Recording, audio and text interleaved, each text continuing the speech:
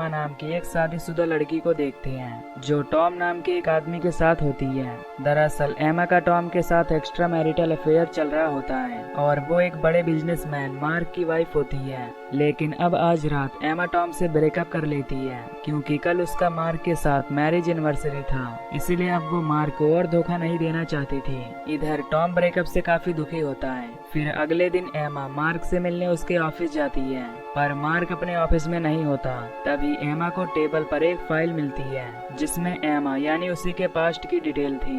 दरअसल एमा पहले एक फोटोग्राफर थी। फिर एक दिन बॉबी नाम का गुंडा उसका कैमरा छीनकर भागने लगता है। फिर जब एमा उस कैमरे को ढूंढने लगती है तो बॉबी उस पर अटैक कर देता है। ये देखकर एमा उससे बचने के लिए उसकी एक आंख फोड़ देती है और बॉबी पिछले 10 साल से अभी तक जेल में बंद होता है। तभी वहाँ पर मार्क आ जाता है, जिसे देखकर एमा उससे कहती है कि अब हमें इस केस को यहीं पर बंद कर देना चाहिए। इसके बाद ये डिनर के लिए जाते हैं जहाँ मार्क उसे एक डायमंड का नेकलेस गिफ्ट करता है। ये देखकर एमा खुश हो जाती है। अब डिनर के बाद मार्क एमा की आंखों में पट्टी बांधता है क्योंकि वो उसे कुछ सरप्राइज देने वाला था। फिर वो उसे किसी जगह पर ले जाने लगता है। तभी रास्ते में मार्क एमा से अजीब सी बातें करने लगता है, इसीलिए एमा तुरंत अपनी आंखों से पट्टी हटा देती है।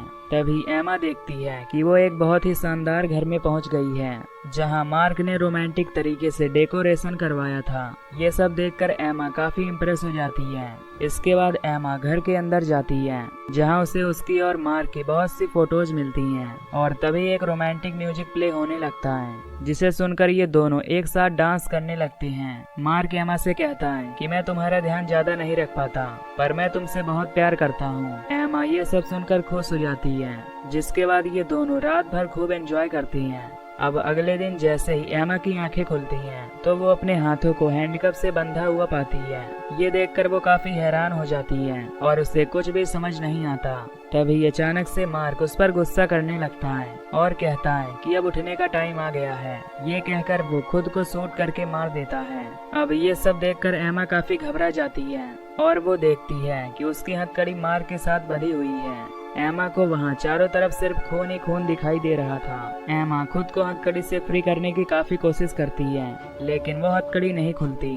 फिर वो पुलिस को कॉल करने की कोशिश करती है, पर वो फोन डेड होता है। इसके बाद एमा हथकड़ी को गन से शूट करके तोड़ने की कोशिश करती है, पर गन में एक भी गोली नहीं होती। ये सब देखकर एमा मार्क की बॉडी को इधर उधर ले जाकर कुछ सामान ढूंढने लगती है ताकि वो अपनी हथकड़ी को खोल सके। इसके बाद एमा नीचे अपना फोन लेने जाती है। तभी एमा देखती है कि मार्क ने उसका फोन भिगोकर खराब कर दिया है, यानी कि मार्क ने ये सब जानबूझकर किया था क्योंकि उसे एमा के रिलेशन के बारे में सब कुछ पता चल गया था कि वो उसे धोखा दे रही है। अब एमा मार्क को खिसकाते हुए कार के पास ले जाती है। फिर एमा जैसे ही कार को स्टार्ट करती है तो कार स्टार्ट नहीं होती क्योंकि मार्क ने इंजन का पूरा फ्यूल भी नीचे गिरा दिया था। तभी एमा को कार में एक रिकॉर्डिंग सुनाई देती है जिसमें मार्क उसे बुरे बुरे ताने दे रहा था कि उसने उसे धोखा क्यों दिया। ये सब सुनकर एमा काफी डिस्टर्ब हो जाती है और वापस से घर के अंदर जाती है।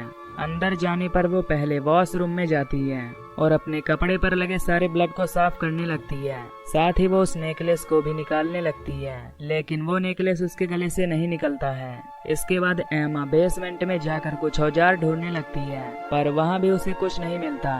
फिर वो मार्क की बॉडी को खिसकाते हुए दूसरे रूम में जाती है जहाँ पर उसे 10 साल पहले वाली बॉबी की तस्वीरें दिखाई देती हैं। ये सब देखकर एमा समझ जाती है कि उसके साथ कुछ न कुछ बुरा होने वाला है। तभी एमा को बाहर किसी के पैरों की आहट सुनाई देती है, इसलिए वो तुरंत दरवाजे को बंद कर देती है, पर तभी उसे बाहर टॉम दिखाई देता है। फिर वो टॉम को अंदर बुलाती है। टॉम एमा से कहता है कि तुमने मुझे यहाँ मैसेज करके क्यों बुलाया। इस पर एमा बताती है कि उसने उसे कोई भी मैसेज नहीं किया है। अब ये सुनकर एमा समझ जाती है कि ये सब एक सोची समझी साजिश है। अब एमा टॉम से पुलिस को बुलाने के लिए बोलती है, पर टॉम पुलिस को नहीं बुलाता और कहता है कि अगर यहाँ पुलिस आई तो मार्क के मर्डर का इल्जाम तुम पर ही लगेगा। अब ये दोनों बातें कर ही रहे होते हैं कि तभी बाहर एक आदमी आता है जो कि एक प्लम्बर होता है। वो प्लम्बर टॉम से कहता है कि मुझे यहाँ इस घर के ओनर ने बुलाया है। ये सुनकर टॉम उसे यहाँ से जाने के लिए कहता है, पर वो प्लम्बर वहाँ से नहीं जाता क्योंकि वो बहुत दूर से आया था। तभी वहाँ उस प्लम्बर का बॉस आता है जो टॉम पर चाकू से अटैक करके उसे मार देता है। ये सब देखकर एमा जल्दी से घर के कोने में छिप जाती है। फिर वो दोनों एमा को ढूंढने लगते हैं दरअसल वो आदमी कोई और नहीं बल्कि बॉबी होता है, जिसे एमा ने 10 साल पहले जेल में बंद करवाया था। पर मार्क ने उसे जेल से छुड़वा दिया था ताकि वो एमा और टॉम को जान से मरवा सके। और यहाँ बॉबी के साथ उसका भाई जिमी होता है, जो यहाँ प्लम्बर बनकर आया था। खैर अब एमा किसी तरह वहाँ से बचकर एक दूसरे शेड में छिप जाती है, जहाँ उसे एक नुकीला हथियार मिल जाता है। फिर वो उस हथियार से अपने हथकड़ी को खोलने लगती है। तभी जिमी को उसके हथकड़ी खोलने की आवाज सुनाई देती है, इसलिए वो दोनों शेड के अंदर चले जाते हैं। वहाँ पर इन्हें मार्क की डेड बॉडी मिलती है, जिसका एक हाथ कटा हुआ था, यानी कि एमा ने उस हथियार से मार्क का हाथ ही काट दिया था। वहीं एमा एक बोट के नीचे छिपी हुई थी। इसके बाद जिमी बॉबी से कहता है कि उन्हें यहाँ से डायमंड चुराकर भाग जाना चाहिए। दरअसल ये दोनों यहाँ मार्क का डायमंड चुराने के लिए आए थे, पर बॉबी एमा को मारकर अपना बदला पूरा करना चाहता था। फिर ये दोनों उस लॉकर के पास जाते हैं, पर वो लॉकर हाई सिक्योरिटी से लॉक था, जिसे केवल एक पासवर्ड या फिंगरप्रिंट से खोला जा सकता था। इसीलिए ये दोनों मार्क की बॉडी और एमा को यहाँ ले आने का डिसाइड करते हैं। दूसरी तरफ एमा को बोट के पास एक टैंक में कुछ फ्यूल मिल जाता है, जिसे लेकर वो कार की तरफ जाती है। फिर वो वहाँ पहुंचकर कार में फ्यूल भरने लगती है, पर तभी बॉबी एमा को ढूंढते हुए वहाँ पहुंच जाता है, जहाँ उसे गाड़ी में फ्यूल भरता हुआ दिखाई देता है। पर वहाँ उसे एमा नहीं दिखाई देती, क्योंकि एमा वहीं गाड़ी के नीचे छिपी हुई थी। इसके बाद बॉबी गुस्से में गाड़ी के सभी टायरों को पंक्चर कर देता है, ताकि एमा यहाँ से गाड़ी लेकर न भाग सके। तभी एमा मौका पाते ही वहाँ से भागकर बेसमेंट में चली जाती है, पर तभी जिमी उसे देख लेता है, इसलिए वो भी बेसमेंट में जाने लगता है। अंदर जाने के बाद एमा वहीं छिप जाती है और कार की चाबी को प्रेस कर देती है, जिससे कार में लगा लॉक वेप करने लगता है। ये सुनकर वो दोनों उसे कार के नीचे ढूंढने लगते हैं। वहीं एमा मौके का फायदा उठाकर वहाँ से जाने लगती है। नीचे जाने के बाद एमा को टॉम की डेड बॉडी मिलती है, जिसे देखकर वो इमोशनल हो जाती है। फिर वो टॉम के जूतों को लेकर छत पर जाती है, क्योंकि ऊपर छत पर काफी बर्फ जमा हुआ था। नीचे वो दोनों भाई एमा को ढूंढने लगते हैं। फिर जैसे ही बॉबी एक दूसरे रूम में जाने लगता है, तभी एमा उस पर एक डंडे से हमला करती है।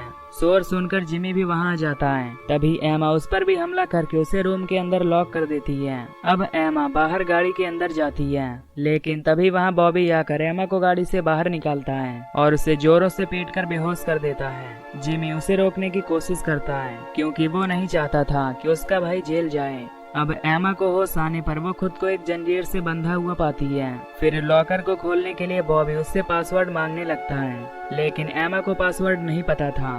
फिर बॉबी अपना दिमाग लगाता है कि शायद पासवर्ड वही डेट होगी जिस दिन मार्क ने एमा को प्रपोज किया था, पर उसके वो पासवर्ड डालने पर भी लॉक नहीं खुलता, जिससे वो एमा पर गुस्सा होने लगता है और उसकी उंगली को काटने के लिए चाकू बाहर निकालता है। तभी जिमी को वहाँ एक गन मिलता है और वो बॉबी को धमकी देते हुए कहता है कि वो एमा को छोड़ दे। इसके बाद जिमी एमा की हथकड़ियों को खोल देता है। ये सब देखकर बॉबी को काफी गुस्सा आ रहा था, पर वो कुछ भी नहीं कर पाता। इसके बाद ये उस लॉकर को अनलॉक करते हैं, पर उसके अंदर इन्हें केवल एक कार्ड मिलता है, जिसमें लिखा होता है कि डायमंड दिल के काफी नजदीक है। फिर कुछ देर बाद बॉबी को समझ आ जाता है कि वो डायमंड कहीं और नहीं बल्कि एमा के नेकलेस में है। इसीलिए जिमी एक पिलास से उस नेकलेस को बाहर निकालने की कोशिश करता है, लेकिन वो फिर भी बाहर नहीं निकल रहा होता। ये देखकर अब बॉबी एमा का गला काटने के लिए रेडी हो जाता है, लेकिन उसका भाई जिमी उसे मना करता है, जिससे बॉबी और जिमी के बीच हाथापाई हो जाती है और इसमें जिमी की वहीं पर मौत हो जाती है। इसके बाद बॉबी एमा को मारने की कोशिश करता है। तभी एमा के हाथ वो पिलास आ जाता है और वो बॉबी पर जोर से हमला करती है, जिससे बॉबी वहीं बेहोश हो जाता है। फिर एमा उसके हाथ में हथकड़ी लगाकर वहां से जाने लगती है, पर तभी बॉबी को होश आ जाता है और वो एमा का पीछा करने लगता है। इधर एमा गाड़ी के अंदर बैठकर उसे स्टार्ट करने लगती है, पर तभी बॉबी उसके सामने आकर उसे रोकने लगता है, लेकिन एमा गुस्से में उसे जोरदार टक्कर मारती है, जिससे वो कुछ दूरी पर जा गिरता है। लेकिन तभी वहाँ बर्फ जमने की वजह से उसकी गाड़ी घर से टकरा जाती है। वहीं बॉबी अपनी कार के पास जाकर एक और चाकू निकालता है और एमा के पास जाता है। फिर बॉबी एमा को वहीं पर पीटने लगता है, पर तभी उनके नीचे का बर्फ टूट जाता है, जिससे वो दोनों नीचे लेक में जाकर गिर जाते हैं। अंदर पानी काफी ठंडा होता है। इसी बीच एमा के हाथ में वो चाकू लग जाता है, जिससे वो बॉबी की दूसरी आंख भी फोड़ देती है। अब बॉबी तड़पता हुआ पानी के नीचे जाने लगता है और वहीं पर बुरी तरह मारा जाता है। फिर एमा किसी तरह पानी के ऊपर बर्फ पर आ जाती है और राहत की सांस लेती है। और इसी के साथ ये मूवी भी यहीं पर एंड हो जाती है।